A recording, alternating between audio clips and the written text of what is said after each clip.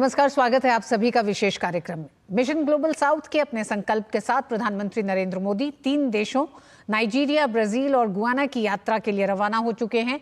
बदलते भू राजनीतिक प्रभावों और द्विपक्षीय संबंधों के साथ ही ग्लोबल साउथ की आवाज को बुलंद करने पीएम मोदी हिस्सा लेंगे 19वें G20 शिखर सम्मेलन में भी। प्रधानमंत्री की 3 देशों की यात्रा के क्या है मायने, होगी चर्चा विशेष मेहमानों से।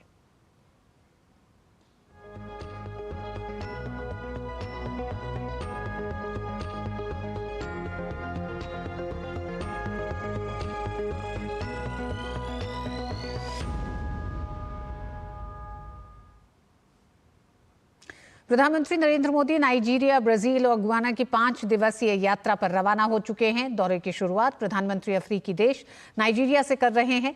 किसी भारतीय प्रधानमंत्री का 17 साल में पहला नाइजीरिया दौरा है ये। इसके बाद वे ब्राजील में G20 शिखर सम्मेलन में भाग लेंगे और वहां से गुयाना की यात्रा करेंगे।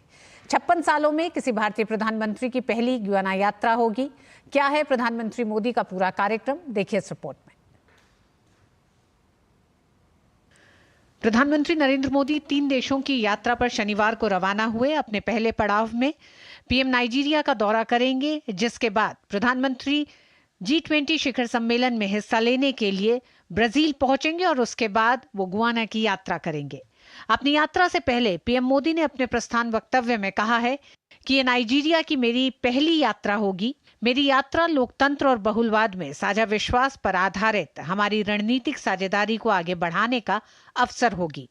मैं 19वें G20 शिखर सम्मेलन में भाग लूंगा। पहले साल भारत की सफल अध्यक्षता ने G20 को पीपुल्स G20 में बदल दिया। ब्राजील ने भारत की विरासत को आगे बढ़ाया है।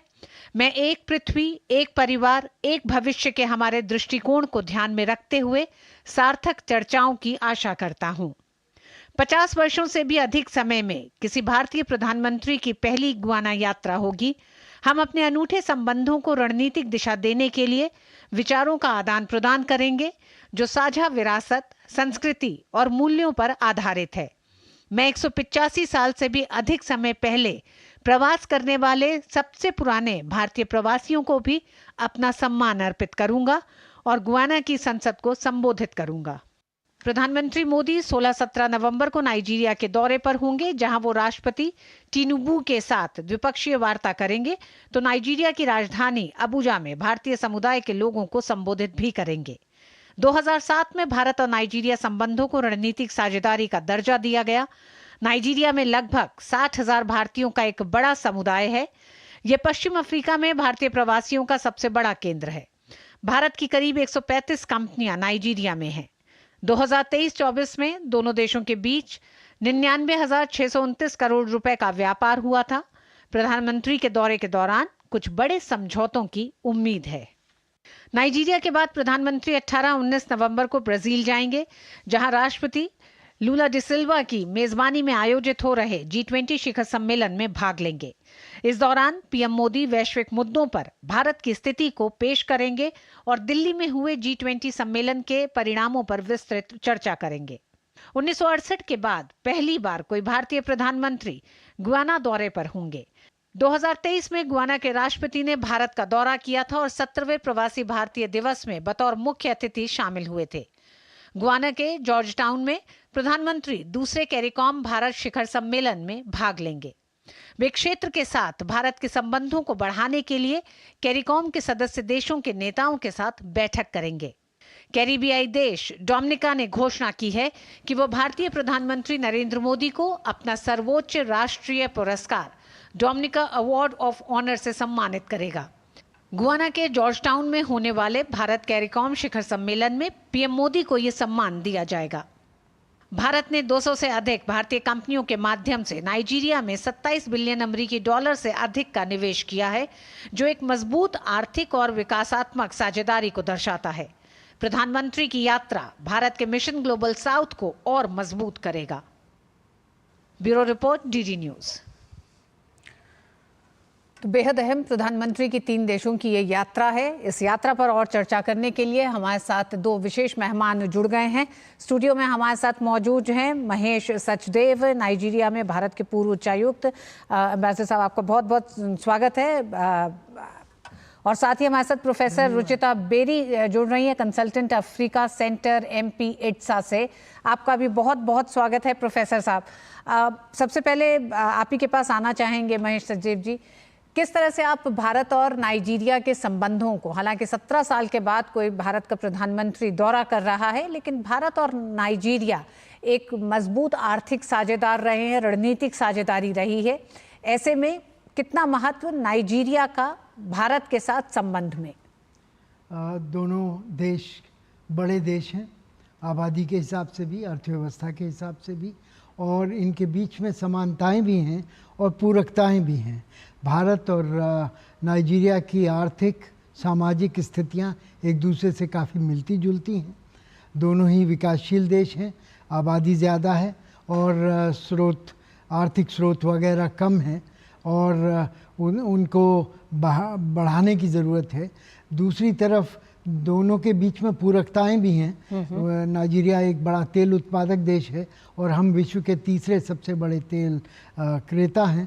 उसी तरह से हमारे पास जो टेक्नोलॉजी है, जो हमारे पास ट्रेंड मैन पावर है और हमारे पास जो क्षमताएं हैं संस्थात्मक और तरीक़ों से, उनका दोहन नाइजीरिया के लिए बेहतर होगा। हमारी जो टेक्नोलॉजी है वो उनके लिए अच्छी है क्योंकि भारत में की परिस्थितियाँ उसी तरह की हैं जैसी वहाँ की हैं। कई भारतीय जो प्रणालियों का विकास हुआ है, जैसे UPI है, जैसे हाईवे बिल्डिंग है और चीज़ें हैं, वो वहाँ पर ज़रूरत उनकी है। पावर सिचुएशन में भी भारत की तरह से वो प्रगति कर सकते हैं। वो काफ़ी उनके ऊपर उसका काफ़ी ज़ोर पड़ता है क्योंकि पावर जनरेशन वहाँ पर इतना नहीं है। उसी तरह से CNG एक नया एरिया आया है जिसमें कि वो चाहते हैं कि भारत जैसा ही CNG का उपयोग करके पेट्रोल का उपयोग कम किया जा सके, प्रदूषण को कम किया जा सके। तो ये सब चीज़ें ऐसी हैं जो कि जिनमें भारत और नाइजीरिया एक दूसरे के पूरक हो सकते हैं और इनको बढ़ावा देने के लिए इस विशेष यात्रा का बहुत महत्व है। प्रोफेसर बेरी, जिस तरह से सचदेव साहब ने बताया कि कैसे दोनों ही देशों को एक दूसरे की ज़रूरत है और कई ऐसे क्षेत्र गिनाए जिसमें ऑटोमोबाइल सेक्टर एक बड़ा सेक्टर है जिसमें भारतीय कंपनियों ने बड़ा निवेश किया है। करीब 135 कंपनियों ने $27 बिलियन का निवेश किया है।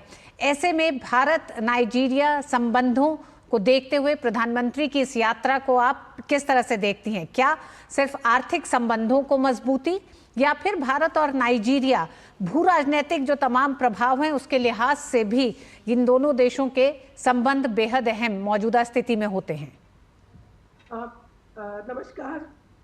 मैं आपकी बात से बिल्कुल सपोर्ट करती हूँ उसको कि ये जो हमारा नाइजीरिया से जो रिश्ते हैं वो सिर्फ बायलैटरल ही नहीं है। इसमें बहुत बड़ी मुद्दे की बात यह है कि नाइजीरिया जो है इंडिया की तरह ही ग्लोबल साउथ को रिप्रेजेंट करता है।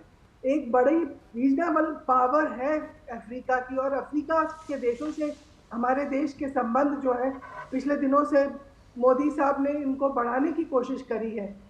अफ्रीका को टॉप प्रायोरिटी दिया है फॉरेन पॉलिसी में। तो इस लिहाजे से जो है नाइजीरिया जो कि सबसे बड़ा इकोनॉमिक पावर है अफ्रीका की और सबसे ज़्यादा पॉपुलस कंट्री है, तो इस हिसाब से अफ्रीका पे जो हमारा फोकस है उस हिसाब से नाइजीरिया जो है बहुत इम्पोर्टेंट है विजिट प्राइम मिनिस्टर की। और दूसरी बात ये है कि नाइजीरिया और इंडिया मिल के ग्लोबल साउथ की कंट्रीज़ में की जो भी प्रॉब्लम्स हैं उसको आगे बढ़ा सकते हैं। हम जो है हमने लास्ट ईयर जब G20 समिट की प्रेसिडेंसी करी थी तो नाइजीरिया को उसमें बुलाया था।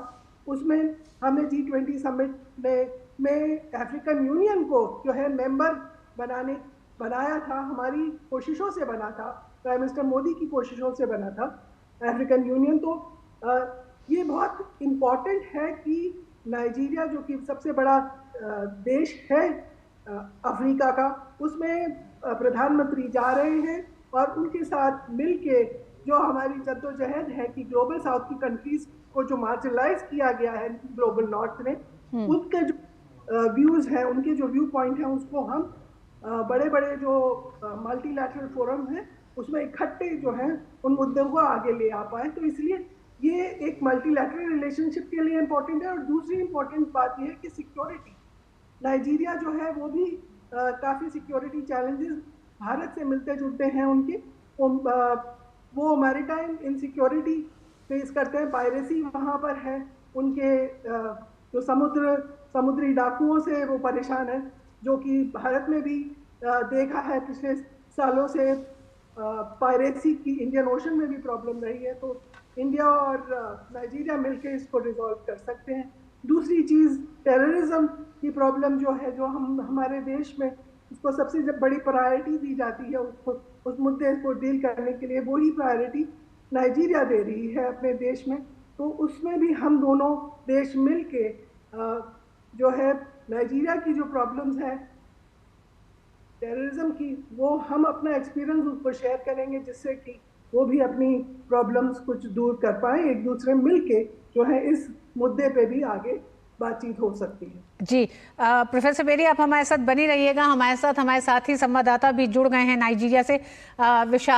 विशाल, सबसे पहले तो आपसे यही जानना चाहेंगे कि किस तरह से दोनों देशों के संबंधों को लेकर आगे बढ़ाने में प्रधानमंत्री के इस दौरे की तमाम जो एक तरह से जो गतिविधियां रहेंगी वो क्या क्या हैं। प्रधानमंत्री अब से और कितनी देर में भारतीय समय अनुसार नाइजीरिया पहुंचेंगे और उसके बाद से कल की व्यस्तताओं में क्या अहम कार्यक्रम रहेगा?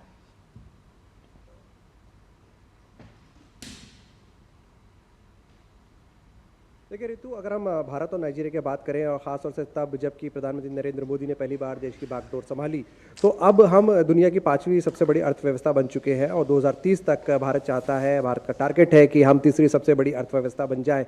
उसके मद्देनज़र भारत की जो पोजीशन है बतौर ग्लोबल साउथ के लीडर की, वो बहुत ज़्यादा पुख्ता हो गई है।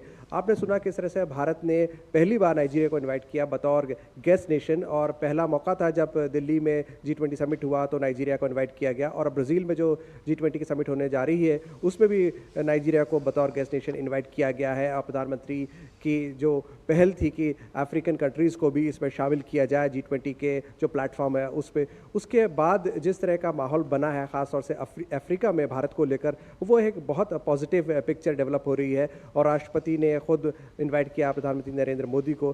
17 साल बाद प्रधानमंत्री नरेंद्र मोदी आ रहे हैं, और जब मैं आपसे बात कर रहा हूं तो मैं आपको ये भी बता दूं कि भारत के अंदर भारत की 200 कंपनियां पहले से यहां पर कार्यरत है नाइजीरिया के अंदर, और भारतीय कंपनियां जो है वो नाइजीरिया में रोज़गार देने के मामले में दूसरे नंबर पे है, यानी कि फेडरल गवर्नमेंट के बाद दूसरे नंबर पे है। तो आप समझ सकते हैं कि कितना बड़ा योगदान है भारत का और भारतीय कंपनियों का। और ऐसे में जब हमारे पास एक सशक्त नेतृत्व है तो उसको लेकर बहुत सारी अपेक्षा है नाइजीरिया की भी। और भारत की अगर हम बात करें फार्मा इंडस्ट्री की, तो 70% मार्केट पर इंडियन फार्मा इंडस्ट्री का कब्जा है। और ऐसे में प्रधानमंत्री का जब आगमन हो रहा है तो बहुत ज़्यादा एक्साइटमेंट है। इंडियन डायस्पोरा जिसकी संख्या करीब 50,000 है, वो एक्साइटेड है बहुत। उसके अलावा नाइजीरियंस में भी एक अजीब तरह का उत्साह देखने को मिल रहा है, क्योंकि नाइजीरिया भारत को बहुत मजबूत दोस्त के तौर पे देख रहा है। आज देर शाम प्रधानमंत्री यहाँ लैंड करेंगे नाइजीरिया में, और उसके बाद कल का जो उनका पूरा शेड्यूल है वो बड़ा हेक्टिक रहेगा। कल सुबह प्रेसिडेंट विला के अंदर वो नाइजीरियन प्रेसिडेंट के साथ 1-on-1 करेंगे। अब मैं आपको ये भी बता दूं कि प्रधानमंत्री के नाइजीरिया पहुंचने से पहले भारत और नाइजीरिया के बीच 3 इंपॉर्टेंट MOUs पर हस्ताक्षर हो चुके हैं। इसमें कल्चरल एक्सचेंज है, कस्टम है और सर्वे जैसे इंपॉर्टेंट इशू के ऊपर दोनों ही देशों ने अपने MOUs को साइन किया है। तो प्रधानमंत्री के यहाँ पर आने के बाद एक अजीब सा उत्साह तो बनेगा ही, लेकिन उससे पहले से ही ये एक एक्साइटमेंट बिल्डअप होने लगा है। जो पूरी सड़क है होटल हिल्टन से लेकर प्रेसिडेंट विला तक, उसमें प्रधानमंत्री के बड़े बड़े पोस्टर्स लगाए गए हैं। हमने कई जगह देखा, अबुजा जो यहाँ की राजधानी है, नई राजधानी है, वहाँ पर कई जगहों पर LEDs लगाए गए हैं प्रधानमंत्री के स्वागत के लिए। और कल प्रेसिडेंट नाइजीरिया से मिलने के बाद प्रधानमंत्री यहाँ पर भारतीय समुदाय के साथ रूबरू होंगे, तो एक बहुत खुशनुमा, पॉजिटिव और एक्साइटेड माहौल है अगर मैं नाइजीरिया की बात करूँ और अबुजा की खास तौर से अगर मैं बात करूँ तो। जी, बहुत बहुत धन्यवाद विशाल इस पूरी जानकारी के लिए। और नाइजीरिया में प्रधानमंत्री के स्वागत के लिए तमाम एक तरह से भारतीय भी तैयार हैं और साथ ही साथ भारत और नाइजीरिया के संबंध के लिहाज से भी प्रधानमंत्री का ये दौर अब बेहद अहम होने जा रहा है। धन्यवाद विशाल हमारे साथ जुड़ने के लिए।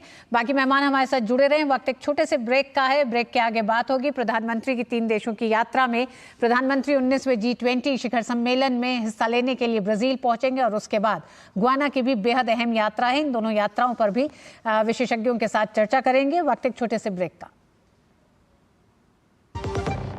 बढ़िया है, क्यों नहीं? प्राकृतिक हल्दी, मिर्ची, धनिया नहीं, मिर्ची, धनिया, हल्दी, MDH।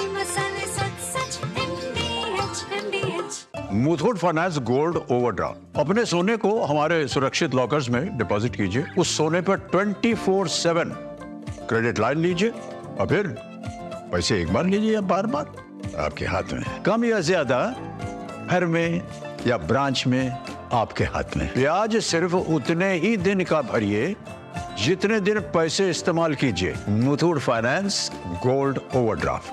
गोल्ड लोन कमाल, बाकी लोन बेमिसाल।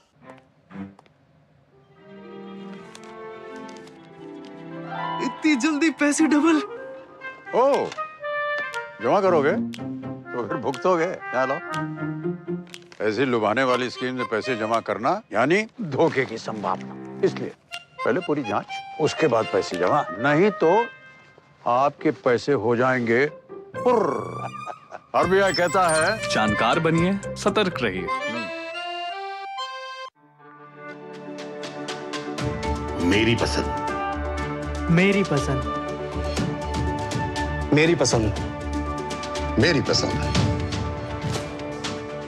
हमारी पसंद, हम सबकी पसंद। मजबूत देश का मजबूत सरिया हो गया स्टील। गोल्डी मसाले के 100 ग्राम के स्पेशल पैक्स में फ्रेशनेस लॉक है। ऐसे गोल्डी मसाले जहां जाएं रिश्ते बनाएं। एक बार फिर आप सभी का स्वागत है। प्रधानमंत्री नरेंद्र मोदी 3 देशों की यात्रा पर रवाना हो चुके हैं। पहले वो पहुंचेंगे अपने पहले पड़ाव में नाइजीरिया, उसके बाद G20 का शिखर सम्मेलन में शामिल होंगे और उसके बाद वो गुयाना पहुंचेंगे। हमारे साथ 2 मेहमान जुड़े हुए हैं लगातार। प्रोफेसर बेरी, आप ही के पास आना चाहेंगे। G20 भारत की अध्यक्षता से G20 के मंच को पीपल्स G20 का एक तरह से रूप दिया गया, साथ ही साथ कुछ नए एजेंडे भारत ने इस मंच पे रखे। किस तरह से आप देखती हैं ब्राजील उन एजेंडों को लेकर आगे बढ़ रहा है और भारत ने जो तमाम वो एजेंडे तय किए उनकी प्रगति को लेकर भारत ब्राजील के मंच पर मौजूद होगा? जी हाँ, बिल्कुल सही आपने कहा कि भारत की जो अध्यक्षता थी G20 की, उसमें उन्होंने पीपल सेंट्रिक बनाया उसको और ग्लोबल साउथ सेंट्रिक बनाया कि जो ग्लोबल साउथ है कंट्रीज, उनकी जो प्रॉब्लम्स हैं उसको रखा जाए। तो पहली बात मैं आपको ये बताना चाहती हूँ कि पिछले साल से जो अध्यक्षता है वो ग्लोबल साउथ की कंट्रीज में ही जा रही है G20 की। पहले भारत में भी पिछले साल, इस साल ब्राज़ील है और उससे अगले साल जो है वो साउथ अफ्रीका में पहुँच रही है। तो ये 3 साल जो है लगातार जो है ये ग्लोबल साउथ कंट्रीज में है और ये बहुत एक अनूठा मौका मिला है जो ग्लोबल साउथ की कंट्रीज है कि वो अपने मुद्दे आगे लाएं। अपनी जो उनको इतने सालों से जो मौका नहीं मिल रहा था अपनी फरमाइशें बताने का, जो अपनी जो उनको मार्जिनलाइज किया गया था ग्लोबल फोरम में, उस चीज़ को पूरे ग्लोब में ग्लोबली उस बात को पहुंचाने का मौका मिला। दूसरी बात कि प्रधानमंत्री मोदी जी ने लास्ट ईयर जो हमारा G20 की प्रेसिडेंसी की थी उसमें जो मुद्दे वो लाए, चाहे वो आप कहिए वुमेन्स डेवलपमेंट पे था, चाहे वो ग्लोबल गवर्नेंस रिफॉर्म पे था, चाहे वो जस्टिस एनवायरमेंटल इश्यूज पे था कि क्लाइमेट एक्शन हो, ये सारे जो मुद्दे थे वो ब्राज़ील लेके जा रहा है आगे। उन्होंने तो हमारा जो स्लोगन था, जो हमारा था कि वासुदेव कुटुंबकम, world as one family, one world, one earth, one family and one future, उसको भी इंक्लूड किया है अपने जो उनके जो नेतृत्व में उन्होंने भी इस बात को भी बढ़ावा दिया है। दूसरी बात ये कहने के लिए इम्पोर्टेंट है कि ब्राज़ील ने इस साल 3 मुद्दों पे ज़्यादा फोकस किया है। पहला, डेवलपमेंट इश्यूज पे उनका फोकस बहुत है, सस्टेनेबल डेवलपमेंट पे, और उसमें खासकर वो चाहते हैं कि हमारे जो संसार से भुखमरी और गरीबी दूर हो, तो उसके लिए वो एक अलायंस बिल्ड कर रहे हैं, उसको कहते हैं global alliance against hunger and poverty. तो वो चाहते हैं कि इस चीज़ पर फोकस हो, क्योंकि गरीबी और भुखमरी ये सारे जो ग्लोबल साउथ कंट्रीज़ की प्रॉब्लम है, और ये जो है वो चाहते हैं कि इस पे एक एक्शन लिया जाए, मिलजुल के जो G20 कंट्रीज़ हैं वो इस चीज़ को पे साझा जो है एक्शन ले कि वो आगे बढ़े। बिल्कुल। दूसरी तो भारत ने भी कही थी कि एनर्जी ट्रांजिशन की जस्ट ट्रांजिशन, हमारा जो पर्यावरण है वो उसकी प्रॉब्लम्स बढ़ रही हैं, उसमें कैसे निजात दिया मिले। बिल्कुल प्रोफेसर बेरी, विकसित देशों के सामने किस तरह से ग्लोबल साउथ की जो समस्याएं हैं, जो उनकी आवाज है, उसको भारत रख रहा है। महेश जी, क्या आपको लगता है जिस तरह से COP29 में भी भारत ने विकासशील देशों की बात को रखा है, ग्लोबल साउथ की बात, तमाम उन मुद्दों को एक आवाज दी है, और एक पृथ्वी, एक परिवार, एक भविष्य भारत का दृष्टिकोण है, इसी के साथ भारत आगे बढ़ेगा। प्रधानमंत्री ने रवाना होने से पहले बहुत साफ ये कहा है। तो एक बार फिर इस मंच से, G20 के मंच से ब्राजील के साथ मिलकर, जिस तरह से प्रोफेसर बेरी भी कह रही थी कि ग्लोबल साउथ की आवाज को मजबूत करने जा रहे हैं प्रधानमंत्री। जी हाँ, ये प्रयास काफ़ी पुरजोर तरीके से किया जा रहा है, और एक तरह से ये निरंतरता जो पिछले G20 के सेशन में भारत की तरफ से रही है, वो आगे चल के भी उसका मोमेंटम बना रहा है। ये एक बड़ी अच्छी बात है, और मेरे ख्याल से साउथ अफ्रीका के पास जब इस शिखर सम्मेलन के बाद उनका नेतृत्व आएगा, तो उनके साथ भी हम जुड़े हुए हैं इन सब बातों के लिए। साथ ही साथ मैं ये भी कहना चाहूँगा कि परिस्थितियाँ पिछले G20 से बदल चुकी हैं। कई बार मध्य पूर्व में बहुत कस के युद्ध हो रहे हैं, और उनसे काफ़ी नुकसान हुआ है, और G20 को उस संकट से निकलने उनसे जो के परिस्थितियां बनी हैं उनके भी एक तरह से समाधान ढूंढने होंगे। महेश जी, अंत में बहुत संक्षेप में ही जानना चाहेंगे, प्रधानमंत्री की गुयाना यात्रा भी बेहद महत्वपूर्ण मानी जा रही है। भारत के एक सांस्कृतिक, एक बहुत पुराने संबंध रहे हैं गुयाना से। साथ ही साथ कैरिकॉम भारत शिखर सम्मेलन में प्रधानमंत्री नरेंद्र मोदी को डोमिनिका के सर्वोच्च सम्मान से भी सम्मानित किया जाएगा।